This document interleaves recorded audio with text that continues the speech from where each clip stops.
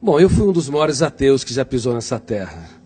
Creio que fui mais ateu do que Nietzsche, que escreveu sobre a morte de Deus, e inclusive Marx, que abordou que Deus, a busca por Deus, é o ópio que entorpece a mente humana. É provável que fui mais ateu do que Freud, do que Jean-Paul Sartre e Diderot. Como eu pesquiso uma das áreas que é considerada a última fronteira da ciência, o mundo onde nascem os pensamentos, para mim Deus era fruto do espetáculo das ideias, de um cérebro que não aceitava o seu fim, o seu caos, na solidão de um túmulo.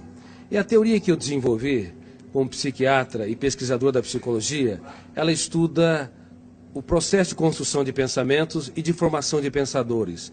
Eu usei essa teoria para analisar como mentes brilhantes romperam o cárcere da inteligência e produziram novas ideias, como Freud, Einstein, Hegel, Kant, Agostinho e assim por diante. E fui até esse homem mais famoso da história, chamado Jesus Cristo.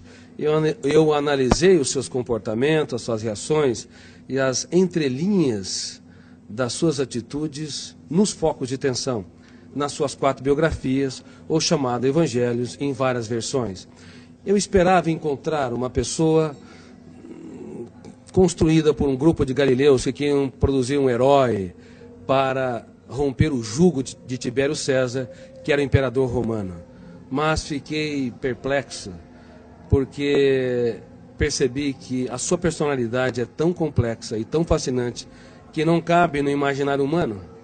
Para você ter uma ideia, no exato momento em que ele foi negado por Pedro, ele olhou para o mais forte dos discípulos, e embora sendo golpeado pelas palavras que bradavam, eu não o conheço, eu nunca andei com esse Galileu, ele não faz parte da história, ele cativou-o com a sua retina e gritou sem dizer palavras.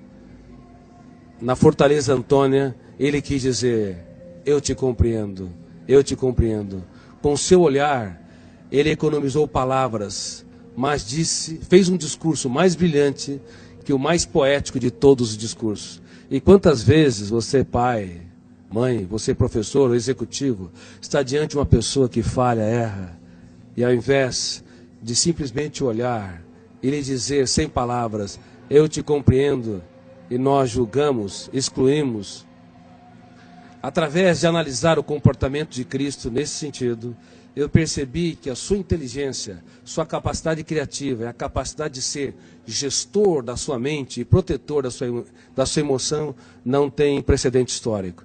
Assim, eu deixei de ser um ateu, um dos grandes ateus da história, e percebi que a procura por Deus não é um ato de pequenez intelectual, mas um ato inteligentíssimo. O senhor pesquisou sobre Jesus Cristo, homem. O que o senhor esperava encontrar? Quando eu pesquisei a humanidade de Jesus, esperava encontrar alguém que não brilhasse no caos, diante das perdas, das traições, das frustrações e decepções. Porque nós temos na psique humana, no nosso córtex cerebral, registrado zonas de conflitos que eu chamo de janela killer. Killer no inglês quer dizer assassino.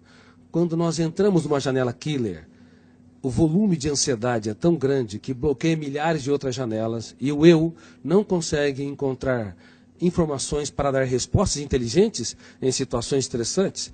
É por isso que nos primeiros 30 segundos de tensão, de ansiedade, os pais cometem os maiores erros na relação com os filhos, bem como os professores, os amigos e as pessoas que se amam, marido e esposa. Eu esperava encontrar alguém que não brilhasse no drama, no deserto, nas tempestades. Mas é impressionante, quando o mundo desabava sobre o homem Jesus, ele, ao invés de ser preso pelas janelas killers, ele abria as janelas da sua mente, olhava para a tempestade e via nela a chuva, uma oportunidade solene para cultivar. Enquanto que nós, muitas vezes, diante das perdas, decepções, diante das lágrimas, das injustiças e fracassos, recuamos. Ele não. Ele cultivava as flores e usava suas mãos nesse processo. Muitos querem a beleza das flores, mas não têm coragem de sujar as suas mãos para cultivá-la e irrigá-la. Exatamente. Ao analisar o comportamento de Jesus nas mais diversas situações que ele se encontrou, eu fiquei cônscio que esse homem não cabe no imaginário humano. Somente alguém que é sobre-humano, filho de Deus, poderia ter as reações que teve nos mais dramáticos estímulos estressantes. Veja bem, no ato da traição, era de se esperar que ele fosse golpeado pelas zonas de conflito do medo ou da raiva, agredisse o seu traidor, ou se punisse e se achasse o mais derrotado dos seres humanos, porque foi traído pelo mais culto, o mais sereno, o mais tranquilo dos discípulos, Judas Iscariotes. Mas, ao invés de se punir ou punir o outro, ele olhou para o seu traidor e teve a coragem de dizer: amigo, para que vieste?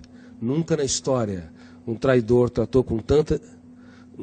Na história, um traidor foi tratado com tanta dignidade pela pessoa traída, indicando que Jesus não tinha medo, na verdade, de ser frustrado ou decepcionado. Ele tinha medo de perder um amigo. O que nos leva a compreender, do ponto de vista psiquiátrico, psicológico e sociológico, que um grande educador é aquele que aposta tudo que tem naqueles que pouco têm. É aqueles que têm coragem para se fazer pequeno, para tornar os pequenos grandes. E como eu digo no meu livro, Mentes Brilhantes, Mentes Treinadas, não é possível ter uma mente brilhante se nós não treinarmos a nossa criatividade, as habilidades da nossa psique, como a solidariedade, a capacidade de se colocar no lugar dos outros, a capacidade de investir naqueles que nos frustram, a capacidade de transformar as perdas numa oportunidade excelente para os melhores ganhos e de usar as nossas lágrimas para desenvolver sabedoria. Por favor, não tenha medo dos dias mais tristes da sua vida. Você pode escrever os capítulos mais importantes da sua história quando o mundo desaba sobre si.